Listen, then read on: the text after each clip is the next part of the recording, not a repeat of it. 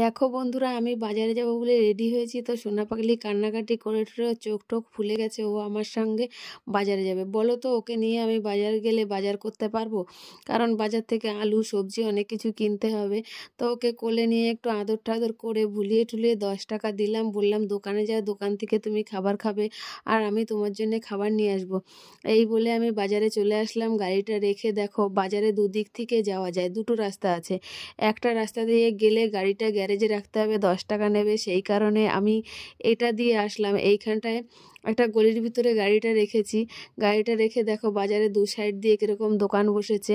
তো আমি চলে আসলাম, আমি সবজি মার্কেট করব আর একটু তেল ঠেল নেব। তো আমি চলে আসলাম, আগে সবজিটা নিয়ে নিলাম। তো সবজিগুলো, ফুলকপি এখন আমাদের এখানে খুবই সস্তা, 10 টাকা করে কেজি। বাঁধাকপিও 10 টাকা করে কেজি। আর টমেটোর দাম একটু বেশি, 25 টাকা, কোথাও কোথাও 30 টাকা। আর লঙ্কা হচ্ছে কোথাও 210 টাকা, কোথাও 150 টাকা। কোনো ঠিক নেই। বাজারে একটু ঘুরে ঘুরে করলে একটু কম দামও হয়। তো আমি 5 কেজি আলু নিয়েছি, ফুলকপি নিয়েছি। সব দেখানো সম্ভব না, কারণ আমার দু হাতে ব্যাগ ছিল আর ক্যামেরা ধরতে হচ্ছিল। তো সেই কারণে সব আমি দেখাতে পারি নাই।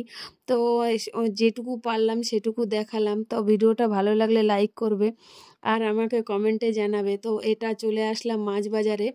তো মাছ বাজারে দেখো, মাছ বাজার থেকে, মাছ বাজারের পাশেও সবজি মার্কেট, এটা অনেক বড় বাজার।